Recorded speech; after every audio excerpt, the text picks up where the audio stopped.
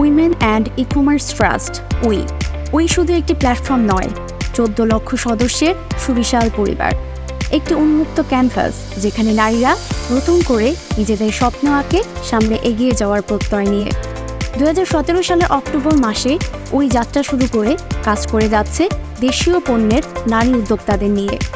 এই অগ্রযাত্রাকে সামনে এগিয়ে যেতে নিরলস কাজ করে যাচ্ছেন সম্মানিত টিম সদস্যবৃন্দ। বিশ্বের প্রায় 101টি দেশ থেকে যুক্ত আছেন সম্মানিত সদস্যগণ। মালয়েশিয়া, সিঙ্গাপুর, জাপান এবং ইউকেতে রয়েছে উইয়ের দায়িত্বপ্রাপ্ত প্রতিনিধি এবং ভার্চুয়াল কার্যালয়। দেশীয় পণ্যকে উইয়ের মাধ্যমে সারা পৃথিবীতে ছড়িয়ে দেওয়া প্রতিষ্ঠাতা সভাপতি নাসিমা আক্তার নিশার স্বপ্ন।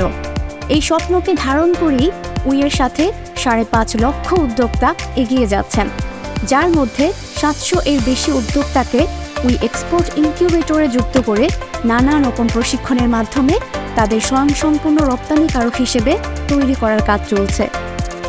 আয়োজিত বেসিক অ্যান্ড অ্যাডভান্স সিরিজের মাস্টার ক্লাসে 7,000 জন মাস্টার ক্লাস সার্টিফাইড এবং বাংলাদেশে অবস্থিত ভারতীয় দূতাবাসের সহায়তায় আয়োজিত অল অ্যাবাউট সফট স্কিলের মাধ্যমে ট্রেনিং গ্রহণ করেছে প্রায় 4,000-এরও বেশি নারী উদ্যোক্তা।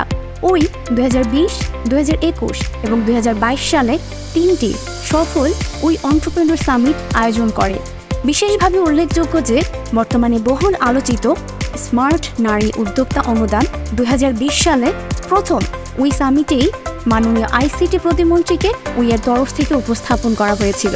তাছাড়া আয়োজন করে 5 বছরের অগ্রযাত্রায় 5টি সফল কালারফুল ফেস্ট নামে উদ্যোক্তাদের মিলন মেলা। 2021 সালে টানা 64 দিন 64 জেলার নারী উদ্যোক্তাদের নিয়ে বাংলাদেশের সবচেয়ে বৃহত্তম এবং দীর্ঘতম ওয়েবিনার বৈঠকখানা। 100 এর বেশি প্রশিক্ষণ, উদ্যোক্তাদের পণ্য প্রদর্শনের জন্য সারা দেশে একযোগে হাটবাজার এবং নারী উদ্যোক্তাদের উদ্যোগকে এগিয়ে নেওয়ার জন্য বিবর্তন বর্ষে সূচনা করে এক্সিলারেট 2023। সম্প্রতি রাজশাহীতে এর দ্বিতীয় অফিস দি হাইভ উদ্বোধন করা হয়েছে। একমাত্র বাংলাদেশের প্রথম নারী উদ্যোক্তাদের জন্য কো-ওয়ার্কিং স্পেস দি হাইভের সূচনা করে। এছাড়াও বেশ কয়েকটি জেলার আইসিটি বিভাগের হাইটেক পার্কের সহায়তায় এর নারী উদ্যোক্তাদের জন্য বিনামূল্যে কো-ওয়ার্কিং স্পেসের ব্যবস্থা করা হয়েছে।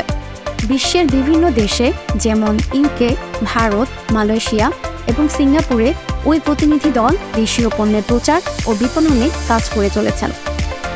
এর এই পথচলায় বাংলাদেশ সরকার এবং বাংলাদেশ সরকারের বিভিন্ন গুরুত্বপূর্ণ মন্ত্রণালয় থেকে সর্বজনীন সহায়তা পেয়েছেন, যার জন্য সব সময় কৃতজ্ঞ।